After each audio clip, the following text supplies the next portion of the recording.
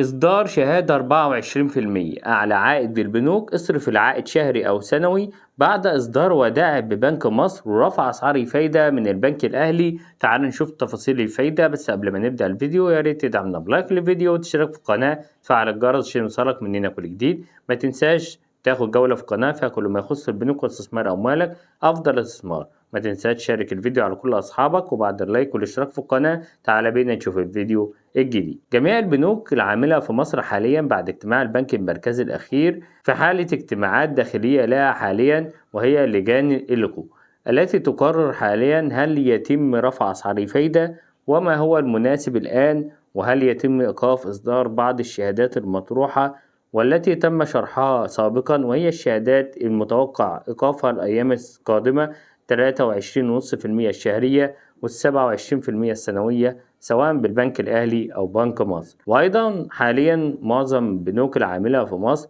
في حالة تنافس الآن، والجميع بيتسابق في إصدار شهادات جديدة أو ودائع لجذب المزيد من العملاء، خصوصا بعد إصدار الودائع الجديدة ببنك مصر ورفع أسعار الفايدة من قبل البنك الأهلي على الحساب. ولذلك جميع البنوك الآن في حالة اجتماع مستمر للمناقشة لإصدار أفضل العروض التي تناسب كل بنك وعملائه. وزي ما وعدناكم هنجيب كل الشهادات اللي هيتم إصدارها خلال الفترة القادمة في جميع البنوك.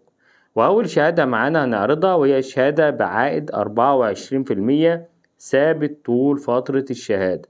الشهادة دي شهادة لمدة 3 سنوات ثلاثية، بيتم احتساب العائد إما تصرفه شهري أو ربع سنوي أو سنوي. يسمح بكسر الشهادة بعد مرور 6 شهور من إصدار الشهادة. العائد بيصرف إما يصرف شهريا 23% ثابت طول فترة الشهادة، أو ربع سنوي 21.5% ربع سنوي ثابت طول فترة الشهادة، أو تصرف العائد 24% سنويا طول فترة الشهادة ال3 سنوات. الشهادة دي شهادة بتصدر ببنك الإمارات دبي الوطني بجميع فروع على مستوى الجمهورية بمصر العربية. انتظر مننا في شهادات قادمة هنطرحها الأيام القادمة على القناة. كل اللي عليك إن أنت هتشترك في القناة وتفعل الجرس واللايك للفيديو عشان يوصلك أعلى الشهادات بالبنوك.